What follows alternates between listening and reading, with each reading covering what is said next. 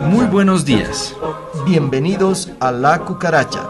Un programa sobre el arte de la sobrevivencia frente al caos climático y la crisis de los ecosistemas. Una guía para aprender de las cucarachas que serán uno de los pocos que sobrevivan a la sexta extinción de la vida en la Tierra.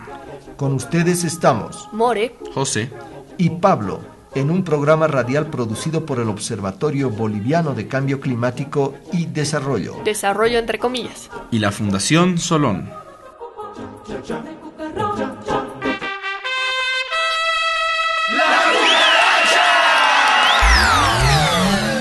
Hoy vamos a hablar de las alternativas de la cucaracha al cambio climático. Así es, de las alternativas reales para reducir los gases de efecto invernadero.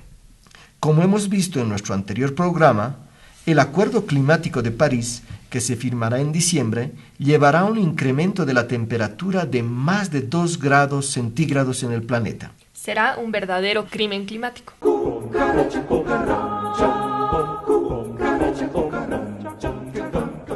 Pero antes de entrar al tema de las alternativas, preguntémonos, ¿por qué la próxima conferencia de cambio climático no hará lo correcto? Es decir, Dejar un 80% de las reservas de combustibles fósiles bajo tierra. Y erradicar totalmente la deforestación de bosques nativos para así reducir de verdad las emisiones de gases de efecto invernadero que calientan el planeta. sí, porque otra vez se aprobará un mal acuerdo climático como el de Cancún en 2010. La realidad es que las grandes corporaciones han capturado a los gobiernos y a la negociación climática en las Naciones Unidas. Para las grandes petroleras, este es un buen acuerdo porque les permite seguir haciendo negocios como de costumbre. Para los políticos que buscan su popularidad inmediata, este acuerdo es bueno porque no los obliga a nada. Para la humanidad y la naturaleza es un pésimo acuerdo, o para decirlo más claramente, es un acuerdo que no frenará el genocidio y ecocidio en curso. Lamentablemente, en el futuro inmediato, las soluciones al cambio climático no van a venir de las Naciones Unidas ni de las negociaciones internacionales. Por eso, en varios países, diferentes organizaciones sociales han resuelto no esperar más a las conferencias de cambio climático y se han empezado a movilizar para detener varios proyectos extremadamente contaminadores. Claro, ese es el caso del proyecto del oleoducto Keystone XL, donde acaba de haber una victoria histórica. El oleoducto Keystone XL iba a ir de Canadá a los Estados Unidos recorriendo casi 3.500 kilómetros para transportar un petróleo de arenas bituminosas que genera 23% más de emisiones de gases de efecto invernadero que el petróleo convencional. Y cuéntanos, ¿qué fue o qué pasó? Que a lo largo de todo el trayecto por donde iba a pasar este oleoducto, se organizaron diferentes protestas durante 7 años. Hasta que el presidente Obama declaró la semana pasada que el oleoducto Keystone no va más, no se puede hacer. El oleoducto Keystone XL iba a tener una longitud de 1.900 kilómetros, 1.400 de ellos en territorio estadounidense. El objetivo era transportar el crudo desde Alberta, en el oeste canadiense, hasta Nebraska, en el centro de Estados Unidos. La decisión de Obama no ha gustado al gobierno canadiense, pero ha sido vista como un gesto de Washington a los ecologistas de cara a la conferencia del clima que se desarrollará en París a principios de diciembre. Los defensores del medio ambiente llevaban años manifestándose contra un proyecto que pretendía transportar un petróleo cuya extracción es bastante más contaminante.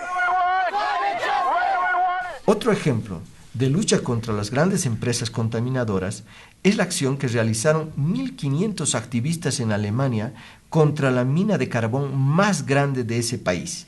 Esos activistas se vistieron de blanco, se pusieron gafas de plástico para que los gases no les hicieran daño y se organizaron en diferentes columnas para ir y ocupar esta mina de cielo abierto. 1000 policías los estaban esperando, pero ellos estaban decididos y su única defensa eran almohadas de esponja que se ponían para cubrir la cabeza, resistir los golpes y avanzar hasta sobrepasar a la policía, para así poder ocupar esta mina de carbón, que es la mina más grande de carbón. Fue una de las acciones más grandes de acción directa pacífica por el tema del cambio climático. Su mensaje era claro: esta mina de carbón debe cerrarse. Y lograron pararla por un día y abrieron un gran debate en toda Alemania. En otras palabras, estás diciendo que en vez de esperar un acuerdo climático internacional, hay que organizarse para hacer presión contra estas empresas contaminadoras y los gobiernos complacientes. Efectivamente, Esa es la estrategia cucaracha. Autoorganizarse y movilizarse como cucarachas por todos lados hasta que paren estos proyectos que están haciendo arder el planeta.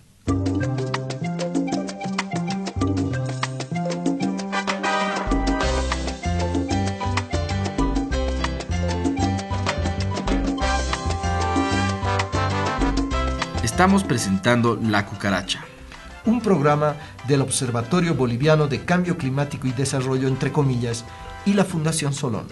Si quieres seguirnos en internet, escriba obccd.org o fundacionsolón.org y nos encontrará. También estamos en Facebook y Twitter para informar, analizar y desarrollar propuestas para enfrentar el cambio climático.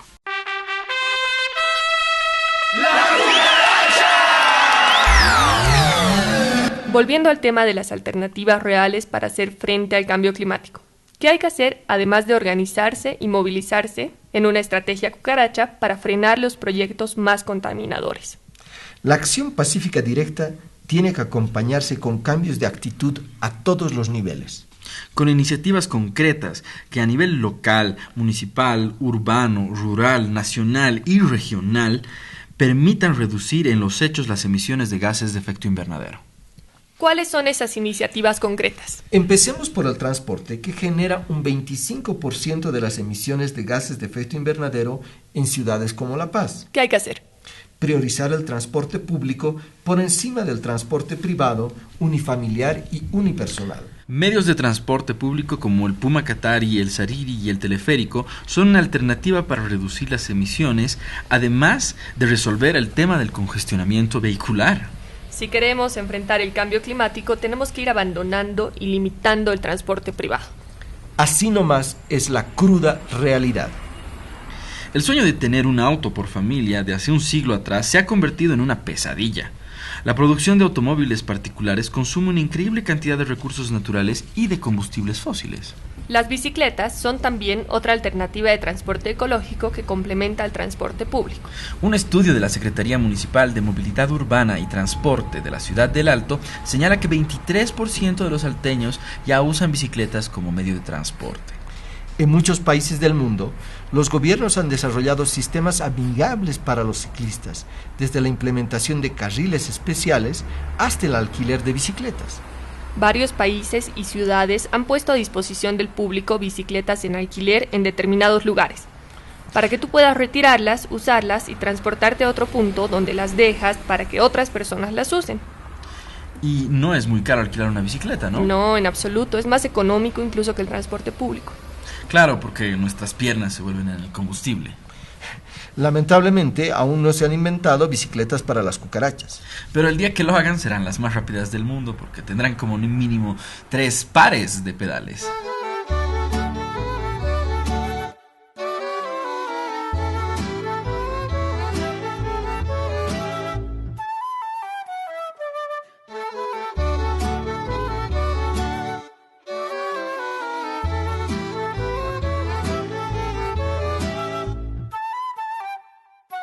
Otro sector clave es el de la alimentación, donde la gran agroindustria genera más de 40% de las emisiones de gases de efecto invernadero. ¿El 40% de las emisiones de gases de efecto invernadero?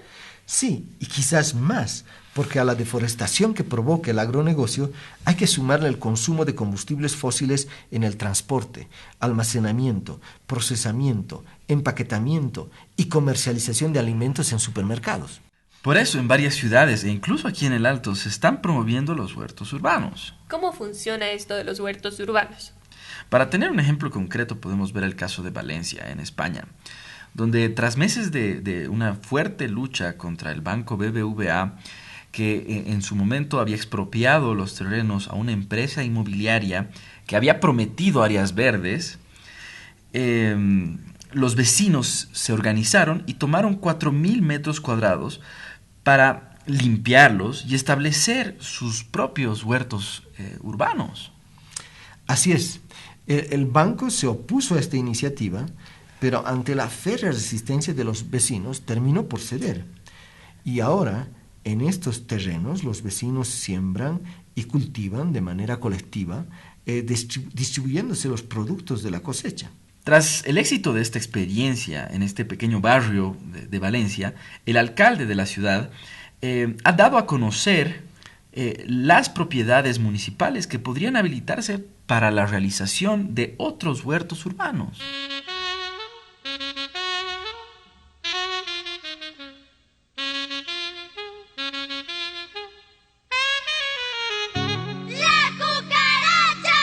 Otra alternativa es el slow food. ¿Qué cosa? Slow food quiere decir comida lenta. Es un movimiento internacional que nació en Italia y que se opone al fast food o la comida rápida, o mejor dicho, a la comida chatarra. Según este movimiento, tenemos que recuperar nuestra capacidad de combinar el placer con el conocimiento a la hora de comprar los alimentos, al cocinar y al consumir, recuperando y recreando la cultura culinaria de nuestros antepasados. El movimiento Slow Food plantea elevar la cultura alimentaria de la ciudadanía, y en particular de las generaciones más jóvenes que han sido capturadas por la comida chatarra. Che More, ¿sabías cuál es el símbolo del slow food o de la comida lenta? No, ¿cuál es? El caracol. ¿El caracol? Claro, porque el caracol representa la lentitud. ¿Y hay alguna iniciativa contra el cambio climático que tenga por símbolo a la cucaracha? Espera que lleguemos a la basura. Glifosato, matando a la tierra. Todo por su maldita soja transgénica. 4 años, tu campo te va a durar. Poco a poco un desierto habrá en su lugar. Glifosato, matando a la tierra. Todas las especies que solían crecer ya no volverán. Mientras tanto, las multinacionales, a costa de la vida de millones, su bolsillo llenarán.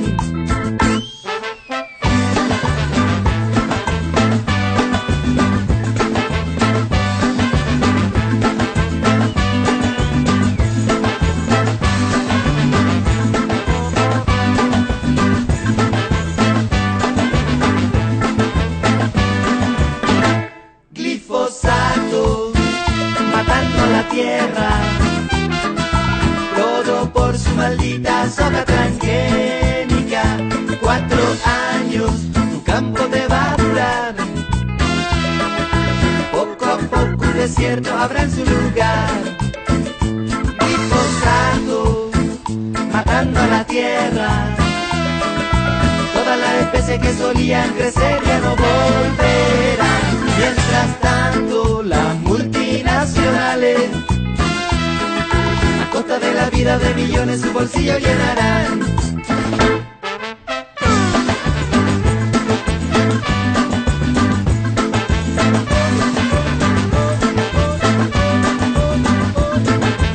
Amazonas, pulmón del mundo, ¿o qué será cuando te tale en profundo?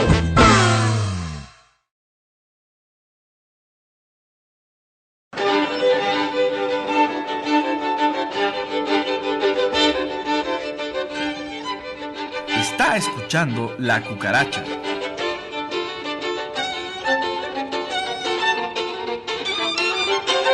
Hoy, la lucha contra el cambio climático es la lucha por la defensa de nuestros bosques, que están siendo avasallados por el agronegocio para la exportación. La idea de que para garantizar la seguridad alimentaria hay que desmontar el bosque es una idea equivocada. Los bosques nativos son una gran fuente de alimentos si sabemos convivir con ellos a través de diferentes iniciativas, como la agroforestería. Cada hectárea deforestada emite 500 toneladas de dióxido de carbono. Para compensar una hectárea deforestada, solo en términos de captura de dióxido de carbono, se necesitan reforestar 18 hectáreas y un lapso de 10 años como mínimo para que los árboles crezcan. Desde todo punto de vista, lo más indicado es parar ya la deforestación de los bosques nativos y promover la agroforestería, que significa combinar la producción de alimentos con la preservación del bosque. Algunos ejemplos de sistemas agroforestales son los cultivos de café y cacao bajo la sombra de los árboles. También podríamos hablar de los cultivos intercalados con bosques o de las combinaciones de árboles con pastos para forraje. Existen muchos ejemplos que pueden ilustrar la agroforestería en el mundo. La agroforestería es parte de la agroecología y es un componente esencial de la soberanía alimentaria que busca fundamentalmente producir alimentos para el consumo local y nacional y no para la exportación. A diferencia de la gran agroindustria que genera muchas emisiones de gases de efecto invernadero, la agricultura campesina, familiar, comunitaria e indígena está enfriando y puede enfriar aún más el planeta. La agroecología campesina es una opción real frente al envenenamiento de los agrotóxicos y transgénicos que utiliza el agronegocio. La cucaracha ya no puede caminar porque no tiene, porque le falta marihuana que fumar. Otra alternativa para hacer frente al cambio climático es la cosecha de agua, que es la captación del agua de lluvia para el uso familiar y las actividades agropecuarias. Este tipo de práctica ayuda a bajar la explotación de los mantos freáticos, ya que se deja de usar agua potable para actividades como la limpieza, baños y el regado de plantas que no requieren de un agua potabilizada. Actualmente la cosecha de agua es cada vez más popular en climas áridos, donde hay mayor escasez de agua. Diferentes estudios muestran que la cosecha de agua de lluvia podría reducir hasta un 50% del agua potable que se utiliza en las casas. Un tema fundamental para detener la expansión de la deforestación es el desarrollo de un sistema de riego para recuperar grandes superficies de tierra desertificadas, precisamente por una deforestación irresponsable. El riego comunitario, a partir de fuentes de aguas subterráneas, manantiales o ríos, puede revivir la tierra, crear nuevas áreas de cultivo y frenar la destrucción de los bosques. Ahora veo aquí estos canales, ¿esto es así nomás porque sí o por qué los pusiste? Bueno, algo que también estamos trabajando aquí en el rancho es la sustentabilidad, el aprovechar los recursos naturales al máximo. Y uno de esos es la cosecha de agua. La cosecha de agua, nosotros aquí en Nayarit tenemos 3 meses y medio de lluvias y 7 meses y medio, 8 meses y medio de sequía. Entonces es una cosecha de agua y un sistema para cosechar agua son unos canales que hicimos donde el agua de lluvia viene, se capta y evitamos que corra, que erosione. Y estos canales van directamente a bordos. Y si tú ves, el agua parece que está estancada. Sí. Parece que no se mueve, pero sí se mueve de una forma muy lenta por la pendiente que traemos. Aquí nosotros hicimos curvas a nivel y trazamos nuestras curvas. Entonces el agua llueve y se va de una manera muy despacita sin erosionar y va a caer a los reservorios de agua. Evitamos erosión, arrastres de tierra y cosechamos agua.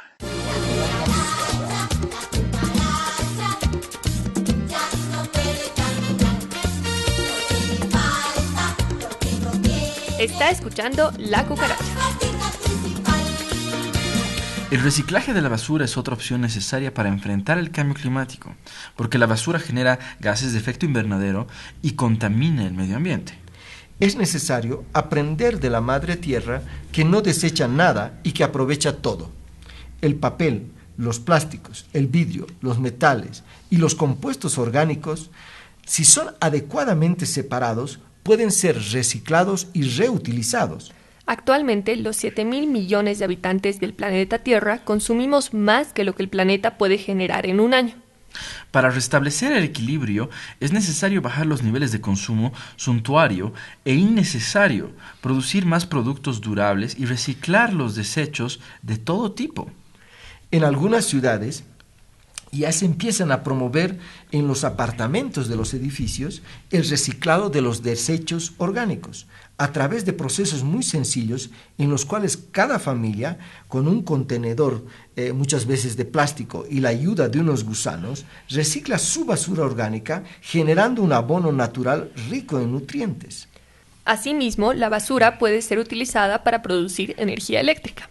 Algunos expertos señalan que 4 toneladas de basura tienen la misma energía que 1 tonelada de combustible. Sin embargo, este procedimiento, que puede ser muy beneficioso a pequeña escala, no debe convertirse en un incentivo perverso para producir más y más basura con el objetivo de generar energía eléctrica, como está ocurriendo en algunos países desarrollados.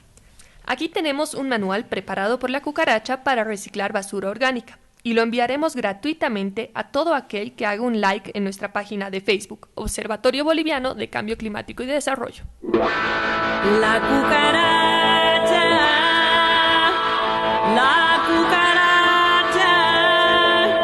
que ya no puede caminar.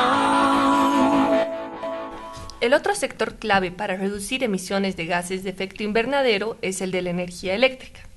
La energía eólica, que utiliza la fuerza del viento para mover un generador, es una alternativa a la quema de combustibles fósiles. No solo existen los grandes generadores eólicos, que dicho sea de paso tienen cada vez precios más bajos, sino que también existen las mini eólicas o pequeños generadores eléctricos que generan 100 kilovatios para el consumo de una vivienda. También existen las mini hidroeléctricas. ¿Mini hidroeléctricas? Las mini hidroeléctricas, a diferencia de las grandes mega represas, no crean grandes embalses de agua que inundan los bosques. Son pequeños generadores que se colocan en las caídas de los ríos para generar energía eléctrica, reduciendo los impactos sobre la naturaleza. Por otra parte, y como lo hemos explicado en otro programa de la cucaracha, está la energía solar fotovoltaica. Y además de la energía solar fotovoltaica, existe la energía solar térmica, que utiliza no la radiación del sol, sino el calor de los rayos solares para calentar el agua o hacer funcionar una cocina. En verdad, las tecnologías para erradicar la deforestación y dejar los combustibles fósiles bajo tierra ya están a nuestro alcance. Hoy es posible pensar en un mundo solar, eólico, de microhidroeléctricas y con soberanía alimentaria. Madre, despierta. Son tus hijos los que piden que tú reclames lo tuyo. Madre, tierra. Por eso no nos rendimos, seguimos en la batalla. Madre, despierta. Son tus hijos los que piden que tú reclames lo tuyo. Viva la tierra. Seguimos en la batalla, por eso no nos rendimos. Sí al agua, sí a la vida, no al carbón.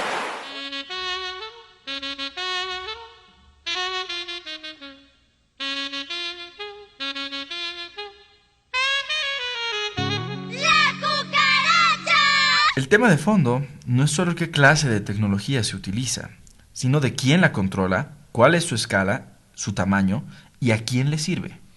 La transición que necesitamos no es solo para salir de los combustibles fósiles, sino también de las gestiones centralistas, privadas y estatales que se mueven bajo la lógica del capital y bajo la lógica del poder.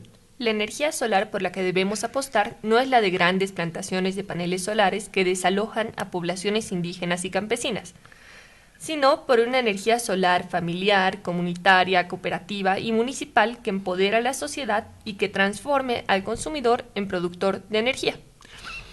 El futuro que queremos no va a ser forjado por el sector estatal o el sector privado. Ambos deben dejar de ser el centro de la economía y la política para que la sociedad tome las riendas de su propio destino. Lo que necesitamos son iniciativas que descentralicen y democraticen el poder económico y político, que hoy está concentrado en los bancos, las grandes corporaciones, la burocracia estatal y el militarismo. La verdadera alternativa al cambio climático es una democracia real. La respuesta al mañana que queremos está en una humanidad consciente, autoorganizada y empoderada. Una humanidad que deje de endiosar al mercado y a la tecnología y que recupere su humanidad para consigo misma y con la naturaleza. Ya no podemos seguir esperando soluciones desde arriba y menos desde una COP21, que es un testigo cobarde de los crímenes climáticos que azotan hoy al planeta. Hoy, el mañana que queremos solo puede venir desde abajo, desde lo local, desde experiencias concretas para cambiar nuestras formas de consumo, producción y vida en su conjunto.